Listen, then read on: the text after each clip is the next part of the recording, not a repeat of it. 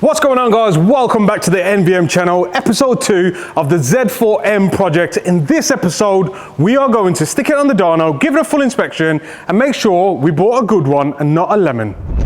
NV Motorsport is in the game. Gang. So yes, the BMW Z4M project, a bit of a resto mod car that we purchased in the last episode. If you guys ain't checked that video out, make sure you click up there to go see that video. So primary objective today is to make sure that the car is fitting well for any sort of tuning that we are planning on it. That means giving it a full health check, inspection, checking the fluids, diagnostics, and taking a backup of that Siemens MSS70 ECU. One concern we do know about is the battery. It failed to start this morning, so I don't know if that is a battery concern or a wiring concern. A bit more investigation's got to go on with this, but I love this rear hatch. So practical. I mean, like, you couldn't do this in a midlife crisis Z4M Roadster, could you, mate? Look at this. Like, privacy. How many cars come with an RC aerial? It's like a radio control car, isn't it? But the interior, yes, needs a bit of a clean. Exterior needs a bit of a clean as well, but we'll cover that in another episode. Today, it's all about how much power she makes. And if you watched the last episode, you would have seen how much fun I had with this 3.2 straight 6 S54 engine. Absolute engineering masterpiece for its time. Comes out the factory with about 340-ish brake horsepower and 365 Newton meters of torque. But we're going to check that today on our dyno. The engine bay looks massive, isn't it? It's like half the car. Imagine a B58 in here. So follow me while we do an inspection and diagnostics on it first.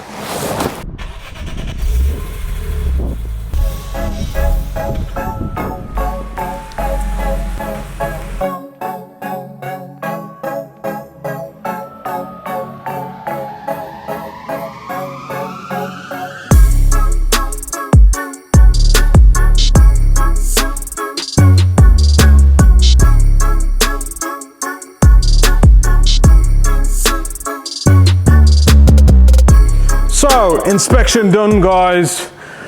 Do you want to hear about it?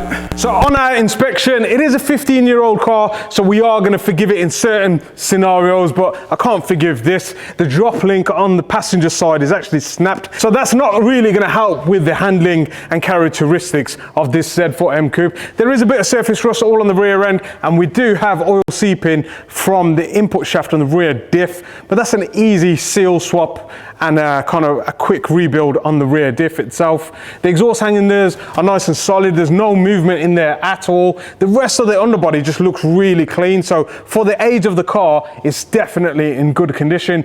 We are seeing a bit of oil misting around the sump, but that's going to be a gasket change. And the front brakes and calipers seem to be refreshed recently. I'm super chuffed with the car coming with brand new Michelin Pilot Sport 4S's all round. So that's a hefty bill that we have missed. And one of the most common concerns on the E series chassis, E46, etc., is the front engine mounts. So these definitely need a replacement because it looks like it's weeping all the oil fill within it, which is what we changed on our E46 Touring. So overall, a clean bill of health, but I think there's a couple of things that were missed on the last MOT the previous owner did, like the brake line cables are not in their home position, so they could easily get trapped inside the wheel somewhere, so we're going to clip that back in quickly. But there's a few upgrades that we've got planned with it, but a few things that need to be changed anyway, like the front drop links, the track rod ends are a bit loose, but all part and parcel of inspections at NV Motorsport. Make sure we go through it with a fine comb, but let's have a look at the diagnostic report.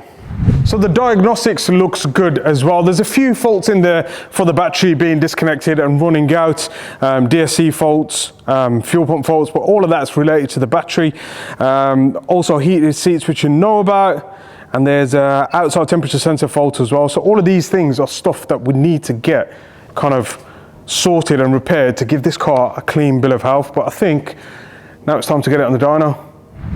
So now it's all strapped to the dyno. Let's see how much power she's lost in 15 years. If anything, leave a comment below as to what you think it's going to make before we show you the results after. You know, 15 years ago, I could have fit in there nice and easy, innit? Now it's a bit of a... I'm joking. You look like a teenage boy sitting in there. Mate, I'm just so humble to be able to purchase one now. Yes, they're a lot cheaper than they were when they first come out, but they should slowly start appreciating. So I think it's a tick box, bucket list tick. What's crazy is 15 years ago you couldn't map them, you couldn't tune them, there's hardly any modifications on the market. Yeah, it's a privilege to be behind one and owning one and to be able to tune one. It's crazy because the E46 project that we're doing with the B58 engine is something I've planned to do for a long time, just never had the time to do it or the facilities or the ability to. So I mean, having this car alongside, you know, a modern take on an E46 Touring is pretty cool, definitely.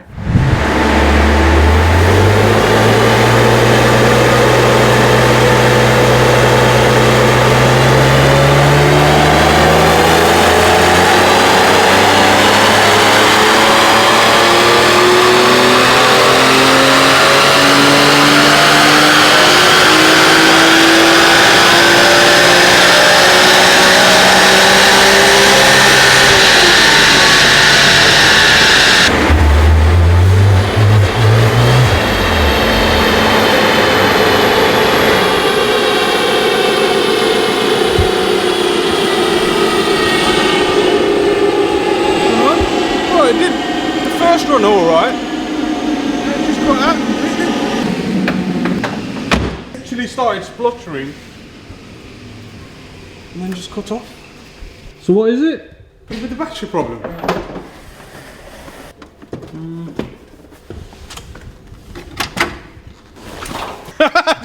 We got so carried away, bro. Picked up the car, drove it like a lunatic, and it's been on the dyno. I didn't even notice. We've run out of fuel. Typical. Mate, do you want to get to Shell? Get a jerry can. Let's fill it up and go again. Schoolboy error, mate. Don't worry, we've got the freshest 99 RON fuel. And we're going to stick it in sport mode this time.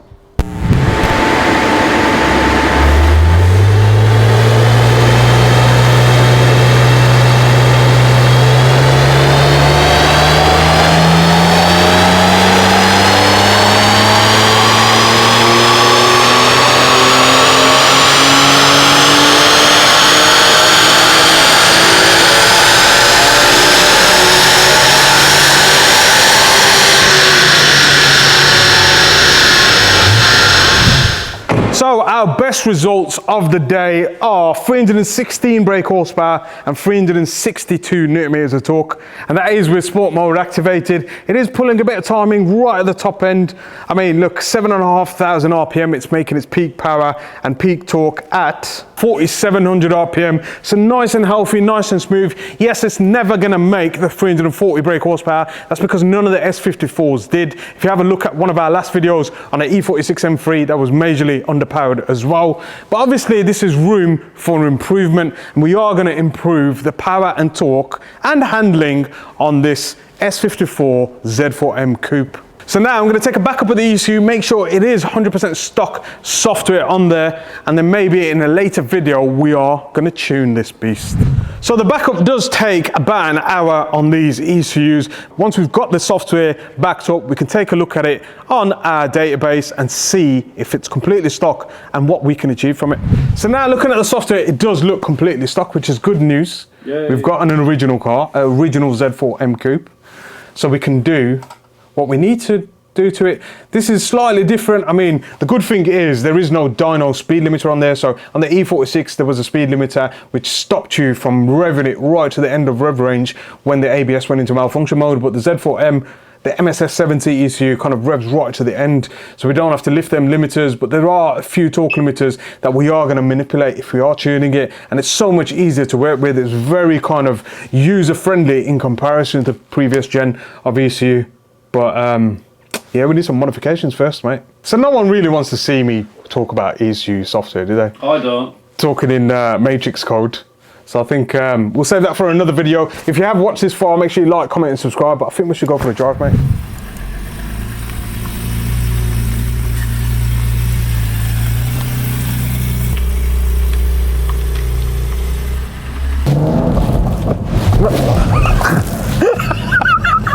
Can't start there, bro. I'm not used to it yet. Oh, man, you're good. I feel like I'm getting used to the car. What the?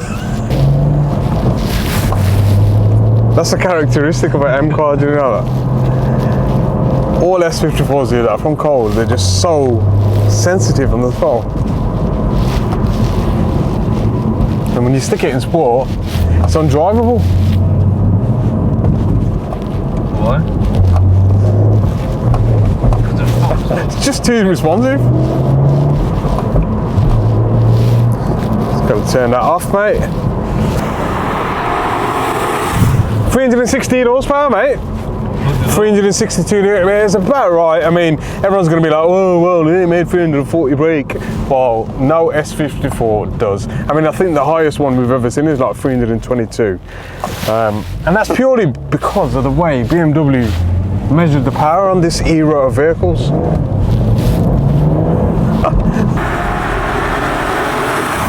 I'm trying to be a journalist and drive at the same time. It's not working. I've mentioned how old this car is so many times in this video, but that's because it's had a good life, hasn't it? It's had a couple of previous owners.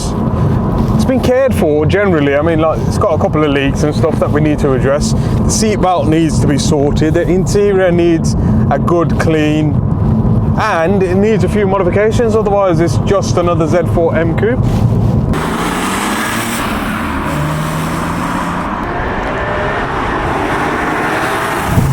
So that was an interesting video today, finding out how much power and torque this Z4M made after 15 years. And like I said, it is relative to most S54s out there, and it is going to get a bit more interesting with us and this project. First thing on our list is going to be suspension and handling, so we can take this car out on track.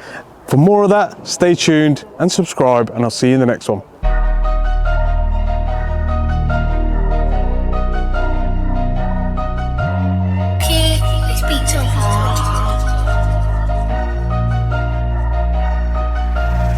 Don't matter if you cars for the road or tracks. Mexico on the lanes, or Dunnington doing up laps. Car man, I got maps, doing up maps. Maximum power, cars get gapped. They got tuners, we got tuners, but their tuners a load of. Man got the map, what kind of map? Best boat map, fastest lap. Zoom in past, don't watch how big man map. 3 maps, take a passenger seat, watch a man collapse. Foot to the floor, rev to the max. Team come through like X. All you see is flames, all you hear is bullets and bangs. Subscribe and like, the visuals nice. With times in the cam, the drive is right when programmed by the MV gang. He's doing it well, he's doing it right, and they can't do it like man. NV Motorsport, it's in the game. Gang.